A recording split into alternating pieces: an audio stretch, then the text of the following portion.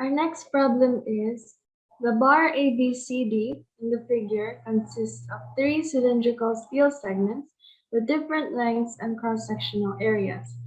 Axial loads are applied as shown. Calculate the normal stress in each segment.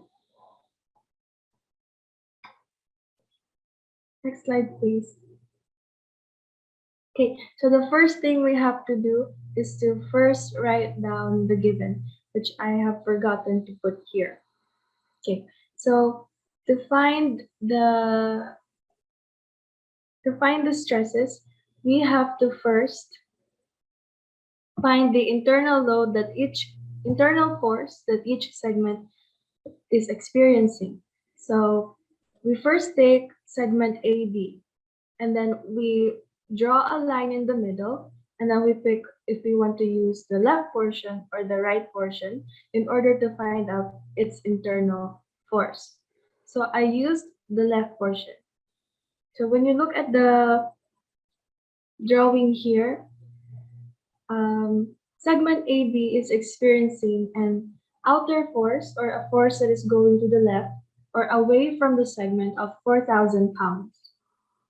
So in order to balance that, in order to create equilibrium, there has to be an internal force of 4,000 pounds as well going to the right in order to cancel the 4,000 pounds going to the left. So the 4,000 pounds going to the right would be our internal force.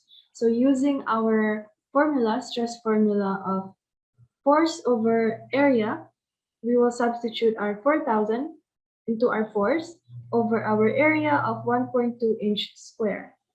When you calculate that, you get 3,333.33 psi or pounds per square inch. So the T here means that the segment or that portion AB is experiencing a tension or tensile force or tensile stress of 3,333. We concluded that it's tension or tensile because the 4,000 pound force that it is experiencing is going outward. It's going outward or away from the segment. Okay. For the next portion, BC, next slide, please. For the next segment, BC, you once again draw a line in the middle, and I have taken or considered the left part, in order to calculate its internal force. So segment BC is experiencing a force of 4,000 to the left as well as a force of 9,000 pounds to the right. So since the 9,000 pounds to the right is bigger, there has to be another force going to the left with 4,000 to balance out the 9,000. So 9,000 minus 4,000 is 5,000 pounds to the left. So that would be our internal force for segment BC. So substituting that into our formula of stress is equal to force over area, we get 5,000 pounds over 1.8 inches square, and our stress for segment BC would be 2,777.78 pounds per square inch. It is experiencing compression because it experiences a force that is going toward or into the segment or the material.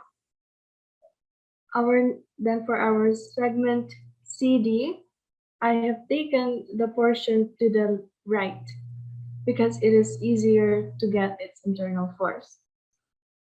So just like our segment AB, there has to be a force that goes in the opposite direction of its external force in order to balance that out or create equilibrium. So since it is experiencing a 7,000 pound force going to the left, we have to have an internal force of 7,000 pounds going to the right. So that would be our internal force. We substitute that into our force over area.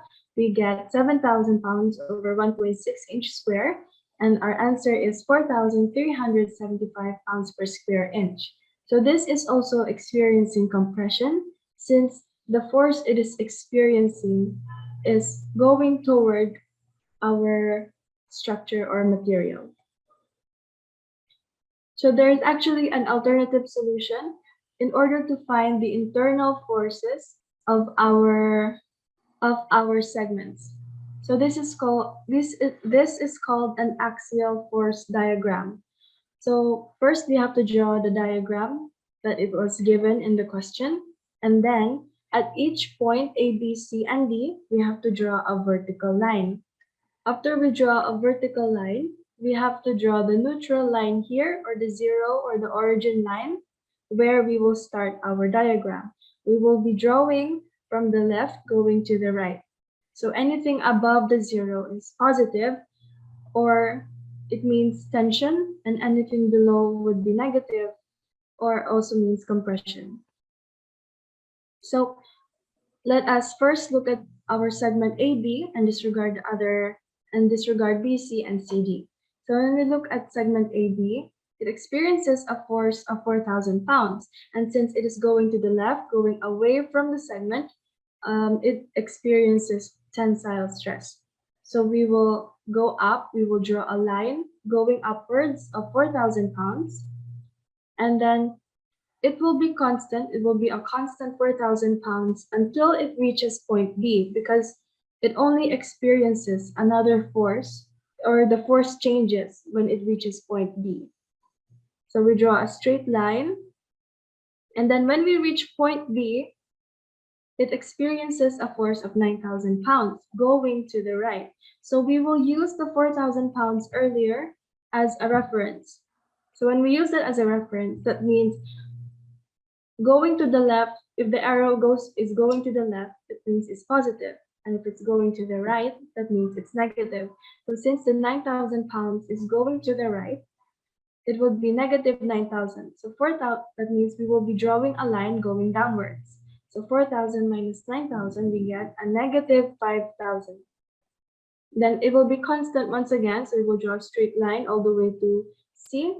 It will be constant because it will only change, or it only experiences a different force once it reaches point C.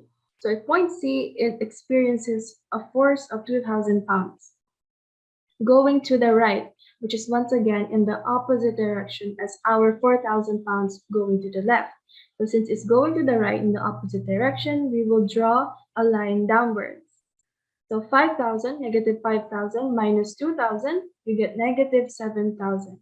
It will be constant once again until it reaches D, where it experiences a force of 7,000 pounds. So since the direction of the 7,000 pounds is the same as our 4,000 pounds, it will be positive, or we will be drawing a line upward. So negative 7,000 plus 7,000, we get our line should end at the neutral line 0.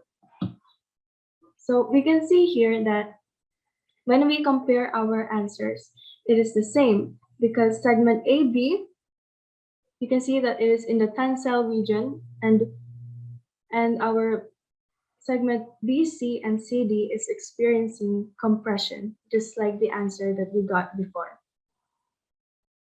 Our last problem is the column consists of a wooden post and a concrete footing, separated by a steel bearing plate. Find the maximum safe value of the axial load P if the working stresses are 1,000 psi for wood and 450 psi for concrete. So we were given the allowable stresses 1,000 psi for wood and 450 psi for concrete. We were also given the dimensions. For the diameter of the wooden post is 8 inches and 12 for the concrete footing. So the first thing we have to do is, of course, write down the given, which I have forgotten to do once again. So in order to find our stress, so we have to find our axial load P, or that is the force. So we were given the stress and we were given our area, our diameter. So we can calculate the area. So all we have to do is plug into our formula of stress is equal to force over area. So our stress for wood is 1,000 is equal to P, or our force, which we are looking for, over pi over 4, 8 inches square. The area for the wooden post, since it is in a circular. So when you calculate that, our P for wood, or our force or axial load for wood, is 50,265.48 pounds. And then and we have to do the same for our concrete. So substitute the given into our formula. Stress is equal to force over area. We get 450 is equal to the force over the area. So our force for concrete is 64,800 pounds. So what we are looking for is the safe. Can we go back to the last slide, please? Before. So what we are looking for here is the maximum safe value of the axial load P. So the maximum allowable force that this column can take. Next slide, please. So we can see here that the force that the wooden post, the one above, the area above, can take is only 50,000, while the concrete footing can take 64,800 pounds. So the safest value would be the value that is less. So the 50,265.48 pounds is our safest value. This is because if you pick the 64,800, if you exert that onto the wooden post, then the wooden post would fracture and break. So our safest value here is the 50,265.48 pounds. Thank you.